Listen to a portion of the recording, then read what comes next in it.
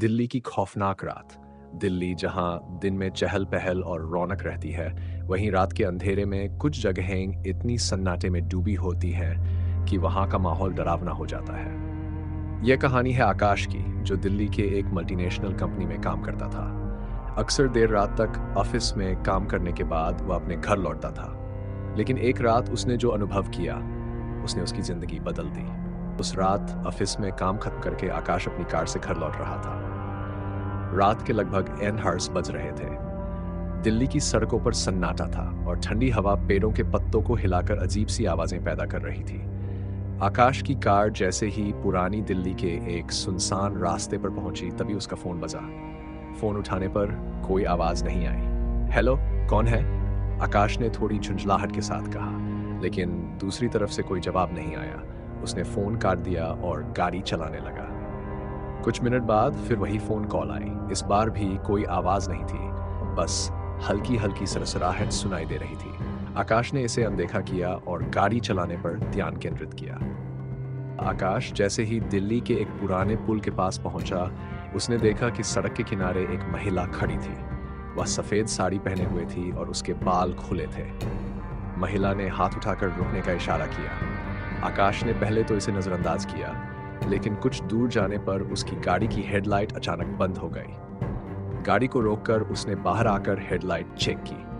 जैसे ही उसने हेडलाइट की तरफ देखा, उसे महसूस हुआ कि उसके पीछे कोई खड़ा है। उसने पीछे मुड़कर देखा तो वही महिला थी जो कुछ देर पहले सड़क पर खड़ी थी। क्या आप मुझे घर तक छोड़ सकते हैं? महिला ने धीमी लेकिन भारी आवाज में कहा। आकाश थोड़ी देर के लिए चुप रहा, लेकिन फिर उसकी हालत सामान्य हुई। ठीक है, आइए। महिला गाड़ी में बैठ गई। उसकी ठंडी उपस्थिति ने आकाश को थोड़ा असहज कर दिया। उसने महिला से पूछा, आपको कहाँ जाना है? महिला ने सड़क के किनारे एक जगह की ओर इशारा किया जो और भी सुनसान लग रही थी। अजीब घटनाएं जैसे जैसे आकाश गाड़ी चला रहा था, उसने देखा कि महिला उसे घूर रही थी। उसकी आंखें असामान्य रूप से बड़ी और काली थीं। आकाश का डर बढ़ने लगा।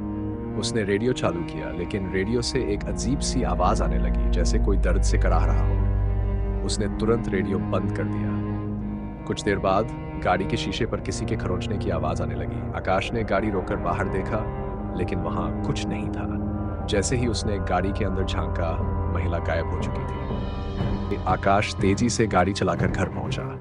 उसके शरीर में पसीने की धार बह रही थी। उसने खुद को समझाया कि यह सब उसका भ्रम था, लेकिन जैसे ही वह अपने घर की लिफ्ट में चढ़ा, उसे वही सरसराहट भरी आवाज सुनाई दी जो उसने फोन पर सुनी थी। लिफ्ट जैसे ही उसके फ्लोर पर रुकी, लाइट अचानक बंद हो गई। घुप अंधेरे में उसने महसूस किया कि कोई उसके पास खड़ा है। उसने अपने फोन की फ्लैशलाइट चालू की तो देखा कि वही महिला उसके सामने खड़ी थी। उसकी आंखें लाल हो चुकी थी और वह जोर से चीखने लगी।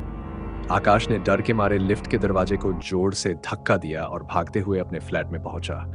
उसने दरवाजा बंद किया और खुद को कमरे में बंद कर लिया। अगली सुबह आकाश ने अपने दोस्तों को पूरी घटना बताई। उन्होंने उसे समझाने की कोशिश की कि यह सब उसके दिमाग का भ्रम है, लेकिन आकाश जानता था कि उसने जो देखा वह वास्तविक था। कुछ दिनों बाद उसने इंटरनेट पर उस जगह की खोजबीन की जहां उसने उस महिला को देखा था। उसे पता चला कि कई साल पहले उस पुल के पास एक महिला की हत्या कर दी गई थी।